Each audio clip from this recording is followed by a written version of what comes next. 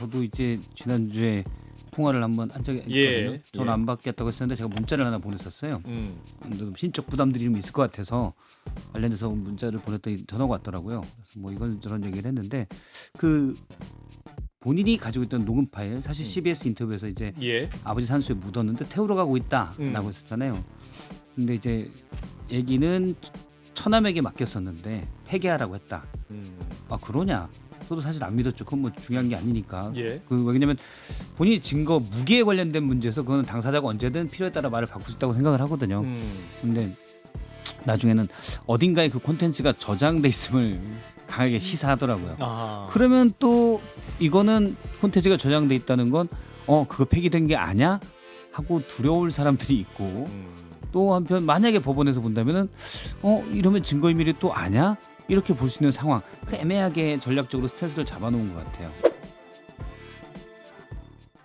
예, CBS 라디오 박종현 판승과 함께하고 계십니다. 네, 1부에 이어서 내일 대통령의 기자회견 담화 이야기 짧게 하고 이어서 명태균 씨와 민주당 이야기 함께 이어가 보겠습니다. 자, 정홍진 대변인. 네, 이 기자회견을 왜 하는가?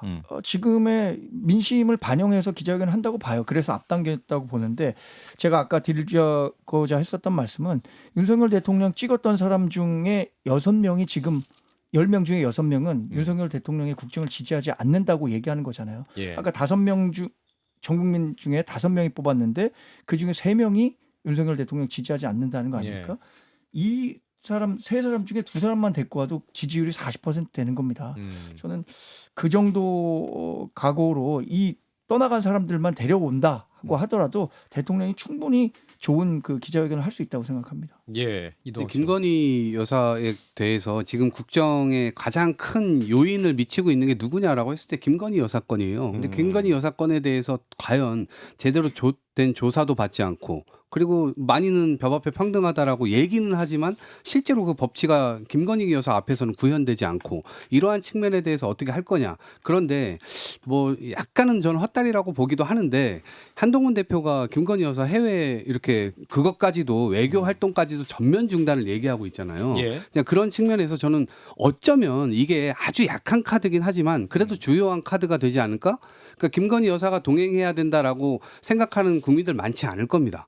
그러니까 그런 차원에서 대통령이 이거를 뭐 결단을 좀 내려가지고 내일 기자회견에 좀 포함시킬 수 있다면 어쩌면 변화의 시그널로 받아들일 수도 있는데 저는 이거가 굉장히 어렵다고 보는 게 김건희 여사가 외교 현장에 나가면 진짜 도움이 되나요? 외신들이 김건희 여사의 사건이나 이런 것들을 한국에 나온 어떤 이런 이 신문들을 다 보고 번역해가지고 그 나라 말로 지금 다 이 외신에서 보도를 하고 있습니다. 그리고 유럽에 갔을 때도 그러니까 사실상 명품샵 이런 데 돌아다니고 그러면서 대통령실에서 뭐라고 해명을 하냐면 호객행위 당했다고 또 얘기를 해요. 그러니까 완전히 여사를 무슨 5살 아이로 지금 막 거의 이 사람들에게 인식되도록 그런 식의 해명을 한단 말이에요. 그러니까 저는 외교 현장에서도 도움이 안 되는 그런 상황인데 과연 이게 한국 사람들이 제대로 없는 곳에 가가지고 무슨 일들을 벌일까 이런 부분들에 대해서 굉장히 큰 의혹을 또 국민들께서 하실 수가 있기 때문에 그런 지점에서 하실 수 있는 카드들은 몇 가지가 있다. 그걸 좀 하셨으면 좋겠다 이런 말씀드립니다. 여사 문제에 대해서는 대통령이 어떤 말씀하실지 두 분은 말씀 안 하신 것 같아요. 그 얘기 짧게 듣고 다음 이슈로 넘어오면 김웅 의원님은 늘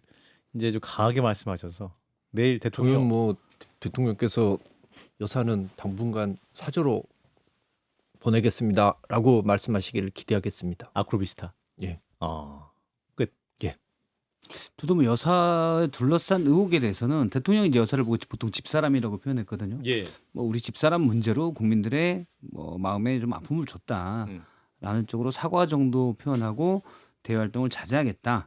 뭐 대선 때 약속한 대로 아내의 역할에 충실하도록 하겠다 정도를 얘기할 것 같아요. 다만 여사가 지금까지 나온 것 중에 공개적 활동에서 문제된 건 마포대교 정도예요. 나머지는 크게 지금 우리가 알게 된 건 여사의 비공개 활동 중에 뒤에 나와서 문제된 거잖아요. 그렇죠. 대통령이 아내 역할에 충실하도록 하겠다. 여사가. 그렇게 얘기해도 우리가 그걸 어떻게 압니까? 그건 또 몇 개월 또는 1년 지나서 알 수도 있잖아요. 그리고 가장 중요한 건 앞으로의 문제가 아니라 이미 벌어졌던 일들에 대해서 더 이상은 그거를 사과나 봉합 정도로 끝낼 수 있는 단계가 아니다. 그래서 저는 여사는 관련돼서 여러 의혹들에 대해서 특검을 받아야 된다고 생각을 해요. 제가 정광재 대변인께 하나 여쭤보면 예. 사실 오늘 장동혁 최고위원이 그 얘기를 하셨잖아요. 대외 활동 중단도 포함된다. 활동 자제 정도가 아니라. 근데 그게 한동훈 대표의 뜻이라고 했는데 사실 그렇게 공개적으로 얘기하면 더 안 할 가능성이 높거든요. 그런데 공개적으로 인터뷰에서 얘기를 해서 이거는 애매한 봉합 정도로 해서 대충 그러니까 보수 지지층 내에서라도 대충 넘어가는 걸 막기 위한 선제적인 건가?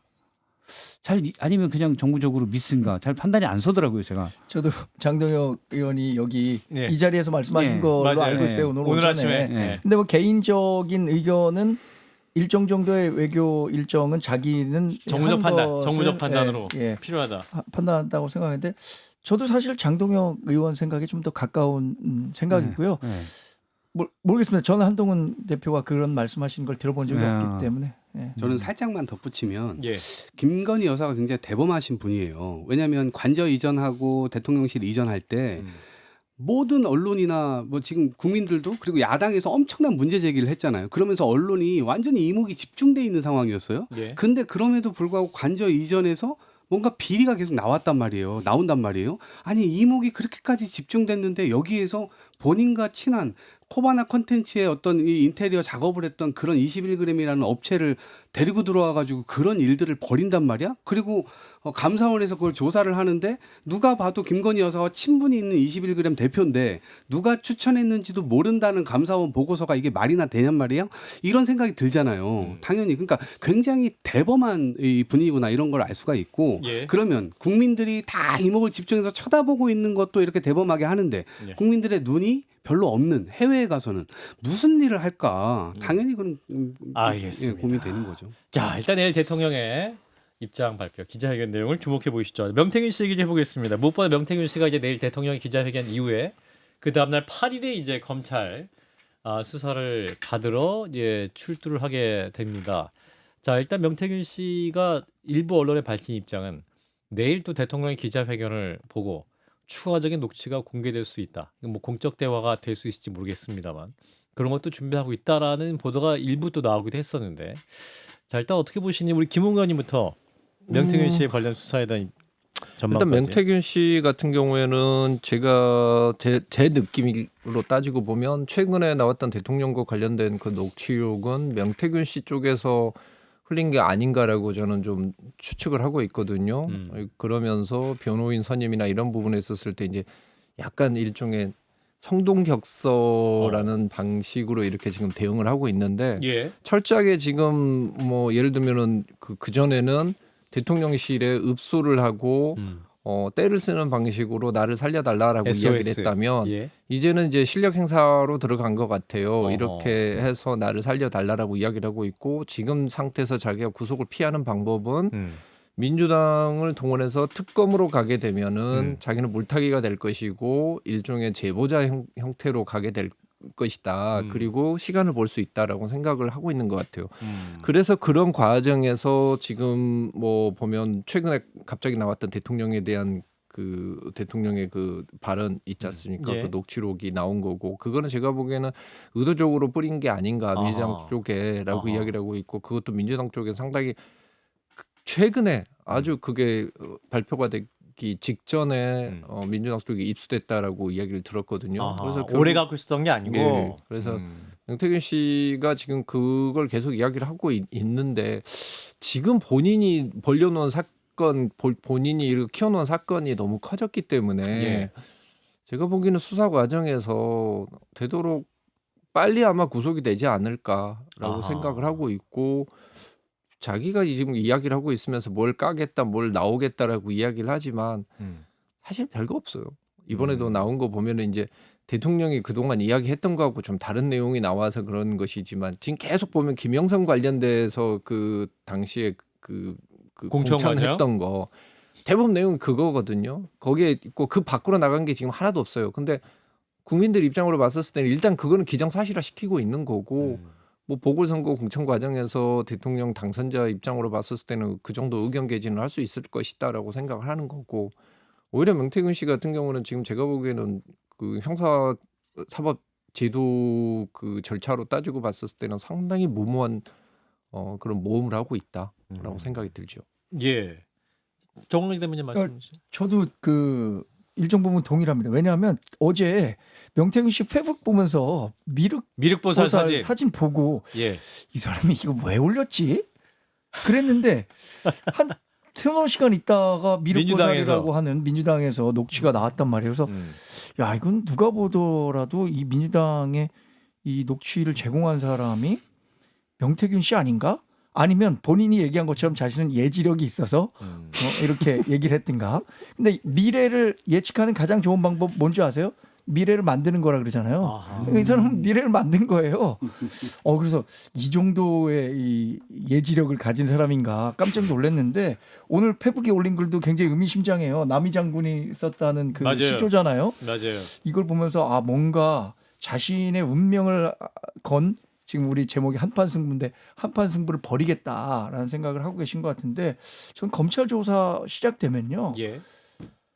구속 정말 빨리 될 것 같고 그 다음에 이분이 제시하는 그 뭐 녹취라든가 여러 뭐 카톡이라든가 이게 크게 뭐 태풍으로 번질 것 같지는 않아요. 찻잔 속 태풍에 머물 것이다 이렇게 보고 있습니다. 그러니까 불태워버리겠다 뭐 이런 말씀 이분이 많이 하잖아요. 그게 다 증거인멸의 우려를 키운다는 판사가 거잖아요. 보기에는 이분 증거인멸을 하겠다고 만천하에 말한 것이 되기 네. 때문에 만약에 구속영장을 청구하면 판사는 필요하다고 판단할 개연성이 굉장히 높은 발언이긴 하죠.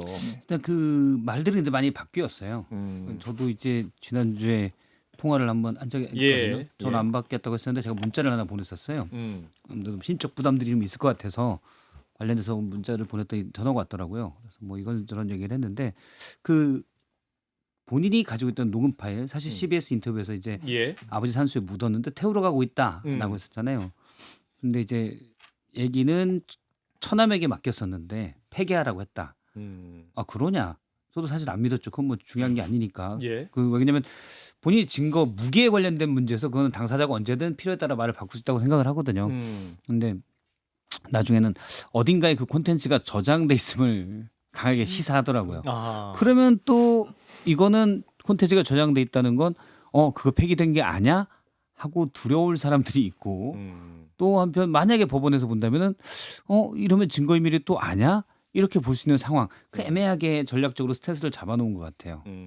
사실은 이제 그 카톡에 친오빠가 처음에는 또 대통령이라고 했다가 또 이제 김건희 여사의 오빠라고 했다가 계속 또 다르게 얘기해서 왜 다르게 했냐고 물어보면 언론을 골탕 먹이려고 했다. 예. 뭐 이렇게 또 말하기도 했지 않습니까? 그러니까 또 이 자료를 확보하고 있는 것 자체에 대해서도 아주 명확한 입장이 뭔가에 대해서는 구분이 안 되는 상황인 건 분명한 것 같습니다. 근데 누군가에게 엊그젠가요 JTBC 보도에 따르면 누군가에게 녹음 파일을 가져와라 압수수색 전에 뭐 이런 얘기를 한 것 봐서는 예. 녹음 파일을 따로 어딘가 본인의 압수수색에 대비해서 놓았고 또 그거를 활용할 생각을 명확히 가지고 있는 것 같아요. 자, 대통령과의 녹음 파일 나왔잖아요. 이건 예. 사실 결정적인 거라 보는데 예. 김건희 여사와의 녹음 파일은 훨씬 더 많을 거라고 봅니다. 그러면 이것은 명태균 씨가 가진 자기만의 무기가 될 수 있고요. 그런 측면에서 검찰이 저는 과연 제대로 수사할 수 있을까? 김영선 씨의 정치자금법과 관련해서도 지난해 12월에 이 고발됐던 사건인데 9개월 동안 검사도 없는 수사관만 있는 거기에다가 배치를 해놓고 제대로 수사도 안 했습니다. 그 김영선 씨가 지금 검찰 조사받고 나서 뭐라고 얘기를 하냐면 자기는 안 했다. 그러니까 본인이 실제로 명태균 씨한테 돈 얼마를 줘라라고 얘기한 녹취까지 나왔는데도 자기는 하지 않았다. 강혜경 씨의 함정이다. 이렇게 얘기를 하고 있어요. 예. 근데 저는 그게 뭘 암시하냐면 일종의 물타기 혹은 물귀신 작전을 쓰고 있다고 봅니다. 김건희 여사와 대통령이 결국 연루되어 있을 수밖에 없는 이 건이기 때문에 예. 내가 잡혀가면 만만치 않아. 당신들도 결국 그렇게 잡혀가게 될 거야. 근데 명태균 씨도 똑같은 정도의 지금 물귀신 작전을 쓸 수밖에 없는 겁니다. 예. 그러니까 녹취록이 있기 때문에 나를 만약에 잡혀가게 두면 나도 이 녹취 깔 수 있어 얼마든지. 그러면은 저는 검찰에서 지금까지 뭐 대통령의 의중대로 혹은 김건희 여사의 의중대로 뭔가 가감을 굉장히 많이 해줬잖아요. 예. 그리고 뭔가 실제 잘못한 게 있음에도 불구하고 제대로 된 조사도 하지 않았고 국민들께 보여줬던 모습이 그 모습이기 때문에 저는 명태균 씨나 김영선 김경선 씨 앞에서도 검찰은 그런 나약한 모습을 보여줄 수밖에 없는 것 아닌가. 예. 그래서 검찰에도 사실 큰 기대가 없습니다. 그래서 민주당에서는 계속해서 특검을 얘기하고 있는 것이고 예. 그래도 결국에는 국민들께서도 이것이 좀 중립적이고 그래도 형평에 맞게 제대로 된 누구 눈치 안 보고 수사할 수 있는 정도의 체계를 갖고 와야 되는 것 아닌가? 이런 생각의 논리가 훨씬 더 커질 수 있을 거라고 봅니다. 예, 사실은 이제 이 명태균 씨가 저희 제작진과의 통화에서도 이제 대선 경선 국면에 김건희 여사와는 매일 통화를 했고 경선이 시작된 이후에 대통령 당시 후보와는 일주일에 한 서너 차례 정도는 통화를 항상 했었다. 이렇게 얘기를 해왔기 때문에 녹취는 분명히 많을 것이다. 그리고 공적 대화 관련한 것도 굉장히 많을 수 있다. 라고 추정해 볼 수 있는 것이고 그것이 이제 내일 대통령의 입장이나 구후에 이제 어떤 수사 과정에서 본인의 준비 상황에 추가로 이제 공개될 가능성이 있어 보이긴 하는데 자 여기서 또 명태균 씨의 변호인 선임에 좀 어려움을 많이 겪고 있는 것 같아요. 보면 이제 변론을 국민의힘 비대위원장이었던 황우여 상임고문이 설립한 로펌에서 맡게 됐다. 근데 일각에서는 황우여 전 대표 이분이 또 총리설도 있다. 그래서 이분이 아주 잘 정리를 해줄 것이다. 이렇게 예측하시는 분도 있는데 김웅 의원께서 어떻게 보세요? 이게 그렇게 정리가 쉽게 될까요? 이거는 정리가 될 수가 없는 것 같은 게 본인이 지금 이렇게 뿌려놓은 게 너무 많고 제 느낌에는 뭐냐면 보안을 위해서 또는 보험을 들기 위해서 여기저기에 지금 나눠놓은 것 같아요. 자료들을. 명태균 씨가. 근데 그것들은 언제든지 터져 나오는 것이고 변호인이 나서서 뭐 저도 지금 변호사를 하고 있지만 변호인이 나서서 사건 자체를 이렇게 마음대로 무마시킬 수 있으면 그게 변호사입니까? 차라리 세계 정복을 해버리지. 안 그래요? 그게 되는 게 있고 안 되는 게 있습니다. 그러니까 이 사건 같은 경우는 사실은 좀 오래된 사건이고 그다음에 방증 자료를 모아야 될 게 너무 많아요. 그런 상황이어서 시간이 좀 끌고는 가고는 있지만은 뭐 그렇게 이 사건을 없는 걸로 만들어내는 것은 좀 어려울 것 같고 명태균 씨 입장으로 봤었을 때는 약간 이 문제 자체를 처음에 풀어 나갔었을 때부터 오히려 불을 키워서 산불을 키워서 나에게 오는 불을 막아보자라고 이야기를 하지만 바람의 방향을 자기가 어떻게 그 마음대로 정할 수 있겠습니까? 결국 제가 보기에는 자기가 피운 불에 자기가 지금 아마 타지 않을까 생각합니다. 예. 박사님 하신 말씀 있는 것처럼. 김소연 변호사가 예전에 소연 변호사. 그 사건의 선임됐다. 변호인이잖아요. 이제 황우여 전 비대위원장이 대표 변호사인 로펌에서 김소연 변호사가 이 사건을 맡았는데 예. 지금은 모르겠어요. 그런데 2년 전인가요? 이준석 대표 시절에 이준석 대표가 강하게 맞섰던 쪽을 변호했던 변호사거든요. 예. 그리고 그 전에도 원래 민주당에서 시의원을 했나요? 대전에 그랬을 겁니다. 그런데 이렇게 위에서 지시한다고 되는 캐릭터는 아니었어요. 아하. 네, 그래서 만약에 조율을 목적으로 했다면 김소연 변호사가 맞진 않았을 거다는 생각을 합니다. 그렇군요. 저도 김소연 변호사를 찾아간 거지 이분이 황우여 대표가 설립한 로펌에 있을 거라고 생각하지 못했을 것 같아요. 예. 김소연 변호사의 개인적 캐릭터에 대해서 박성태 실장이 말씀해 주셨는데 이분 굉장히 좀 독특한 분이죠. 뭐 경력도 그렇고 그동안에 보였던 정치적 행보도 그렇고 예. 그래서 이번에 전당대회 할 때 최고위원 선거에도 나오려고 하셨었는데 아하. 그 과거에 문재인 대통령을 폄하하는 달림은 영창으로 이런 그 플랜카드를 건 것 때문에 징계가 돼갖고 이번에 컷오프 됐었죠. 그렇군요. 예, 요 얘기 여기까지 하고 민주당 얘기 좀 하면서 마무리하겠습니다. 민주당이 이제 장외 집회를 하면서 이제 이 사건을 더 키우고 사실상 비공식적으로 탄핵을 준비하는 상황 아니냐 뭐 이렇게 해석이 나오고 있습니다. 자 이거 민주당 입장이니까 이동학 최고부터 말씀 주시죠. 아니 이게 탄핵을 할 거다라고 얘기하는 건 오히려 김빼기 용으로 국민의힘 쪽에서 계속 이야기를 하는 것 같고요. 예. 어찌됐건 저희는 무슨 정치 세력이 주도해가지고 판을 확실하게 키우는 게 굉장히 좀 어렵기 때문에 저는 오히려 국민들 속에서의 어떤 소구력이 먼저 좀 일어나야 된다. 그러려면 기본적으로 지금 잘못하고 있는 부분들에 대해서는 계속해서 증명하려고 하는 좀 밝히려고 하는 그런 노력들을 계속 해야 되는 것이고 또 하나는 어쨌든 대중 집회를 통해서 통해서 그런 메시지들이 계속 더 많은 국민들께 발신되어야 되는 그런 계기를 만들고자 하는 것이고요. 오늘도 4개 당 이제 4야당이 모여가지고 오늘 뭐 조국혁신당을 비롯해서 같이 이제 주말 집회를 함께 열자라고까지 이제 결정을 한 것 같습니다. 예. 그래서 실제 이제 총력전을 좀 이제 또 펼치기로 했고요. 그런 측면에서 볼 때 어찌됐건 대통령의 기행 혹은 김건희 여사가 대통령을 좌지우지해가지고 벌이는 여러 가지 국정농단의 어떤 의심들 이런 것들을 확실하게 야당 입장에서는 계속해서 국민들께 널리 얘기할 필요가 있는 거죠. 예. 자, 정몽지 대변인. 지금요? 뭐 탄핵과 관련해서 얘기하지 않는다고 하지만 지난 주말에 있었던 집회가 김건희 특검 뭐 규탄 대회 이런 거지만 거기서 나오는 발언들 종합해 보면 누가 그걸 이해 못 하겠습니까? 초등학생도 탄핵으로 가는 과정에서 이런 그 장외 집회를 하고 실력 행사를 하는구나. 그리고 또 이런 정치적 불확실성을 높이는 것이 결국에 있을 이재명 대표의 재판 결과에도 영향을 주려고 하는 것 아니냐라는 예. 의심을 할 수밖에 없는 거고 예. 그렇기 때문에 뭐 마련했다고 봐야죠. 뭐 17,000명 모인 걸 갖고 30만 명 모였다고 하는 것도 다 그런 속셈이 있는 거 아니겠습니까? 예. 김용우 의원님. 예전에 박근혜 대통령 탄핵 때도 민주당은 우리는 뭐 탄핵에 나선다 소리 안 했었어요. 그리고 밑에서부터 다 준비를 했었죠. 저는 뭐 이재명 대표가 바라는 것은 이제 조기 총선일 것이, 조기 대선일 것이고, 그래서 탄핵을 위해서 하나하나 준비를 해 나가겠지만, 뭐 제가 보기에 이재명 대표가 있는 한 탄핵은 없습니다. 우리 국민들이 아무리 우리 대통령이 미워도 그렇다고 또 이재명 대표를 다음 대선 주자로 생각하지는 않을 것 같거든요. 그래서 뭐 대통령께서 개심만 하시면 뭐 우리 대통령이 그렇다고 대북 송금 사건을 일으켰습니까? 위증 교사를 했습니까? 공직선거법 위반 지금 좀 문제는 내지만 이렇게 대놓고 하진 않았습니다. 위증 뭐 이런 것들 백현동을 했습니까? 뭐 대장동을 했습니까? 뭐 제가 보기에는 민주당이 탄핵을 한다고 나서는 것은 대통령께는 천군만마가 되지 않을까라고 생각합니다. 오히려 민주당의 장외 집회가 천군만마다. 그렇죠. 대통령 지지율이 이렇게 낮은데 민주당 지지율이 안 올라요. 다 우리 이재명 대표님께서 그래도 우리 대통령을 돕고 계시는 거죠.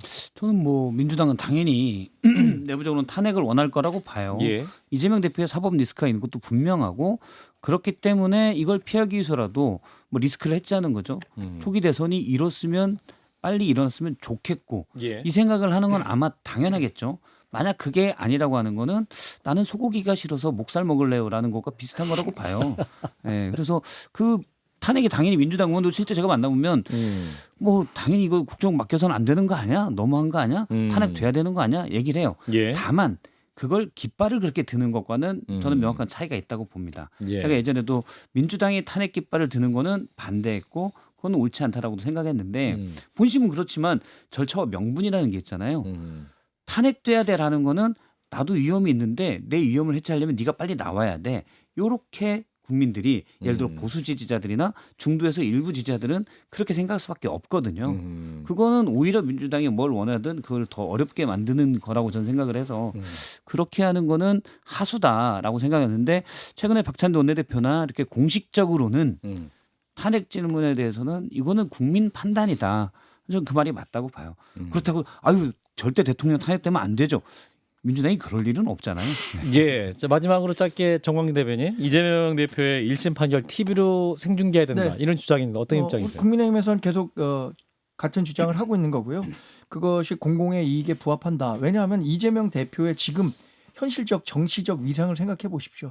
누가 뭐래도 지금 여의도 대통령이라 불릴 정도고 차기 뭐 대권에 사법 리스크를 제외하면 가장 가까이 있는 분인데 이분의 피선거권 박탈 여부가 결정되는 재판인 만큼 생중계를 통해서 국민 여러분들께 한번 재판부가 어떤 판단을 하고 있는지 직접 들어보실 기회를 주는 게 좋다고 생각합니다. 예. 시간이 없어서 여기서 마무리하도록 하겠습니다. 네. 자, 오늘 놓고 때련 함께해 주신 분 정광재 국민의힘 대변인, 이동학 전 더불어민주당 최고위원 두 분 고맙습니다. 맞습니다. 고맙습니다.